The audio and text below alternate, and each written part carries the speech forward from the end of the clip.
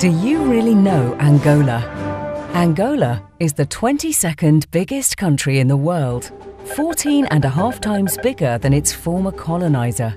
The Europeans say they discovered Angola in the 15th century, but since mankind started in Africa, it's safe to say that Angolans discovered their own country, and that afterwards, in the time of slavery, they helped to build countries like Brazil and the United States.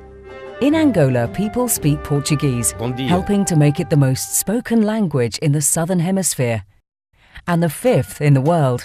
Some of the top Portuguese language writers are Angolan. The first black man to perform in the Eurovision Song Contest was Angolan. The top scorer in Portugal's major football league history is an Angolan. The 2 times Benfica won the Champions League, their captain was an Angolan. The strange thing is, football's not even Angola's favourite sport.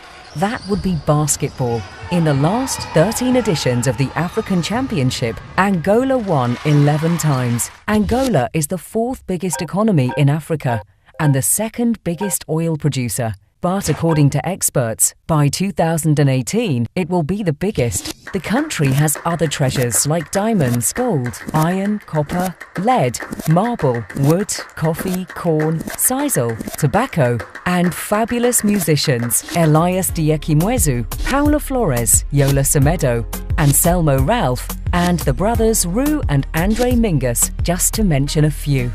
Angola is the homeland of the 3rd hottest music genre in the world and of the 2nd hottest music genre in the world, which would later give birth to the hottest music genre in the world. Kylie Minogue, Jamie Foxx, Mickey Rourke, Samuel L. Jackson and Kristen Stewart are some of the names set to star in the films of Hollywood producer and Angolan citizen Rui Costa Reis. Angola just recently started producing its own serial dramas, and one has already been nominated for an Emmy. In the first decade of the 21st century, no economy has grown more than Angola. Not even China. Luanda, the capital city of Angola, is said to be the most expensive city on the planet, but it's also one of the most vibrant, with some of the finest restaurants, hotels, shops, nightclubs, and views in Africa. Beyond Luanda, there is countryside with breathtaking landscapes that tourists from all over the world are now just starting to discover.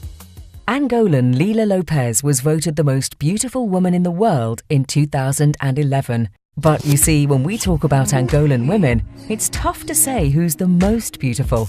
Weather can get hot in Angola, sure, but have you tried the beer?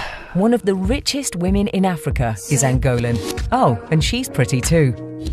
36.8% of Angola's national parliament is composed of female MPs, one of the highest rates in the world. Brazil elected their first female president in 2010. The US might have theirs in the next few years. Angola had a queen by the 17th century. For over 20 years, The Simpsons have always been yellow. Except for one day, the day they announced they were going to be televised in Angola. A few years ago, Europe didn't want Angola's airline company in its skies. Now, the biggest airline companies in the world fly in Angola's skies.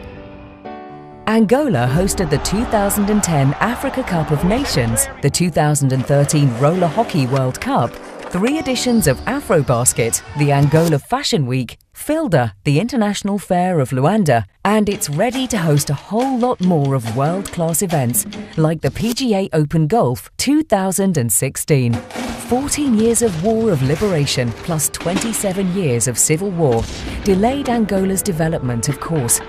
But Angolans have jumped stages. Today, 1 in every 2 inhabitants has a cell phone. 1 in every 3 houses has paid TV. In the next few years, the South Atlantic cable system will be ready, connecting Angola and Brazil by optical fibre. The stock exchange of Luanda will be launched, and the new airport will be unveiled, one of the biggest in Africa, a hub to the whole continent.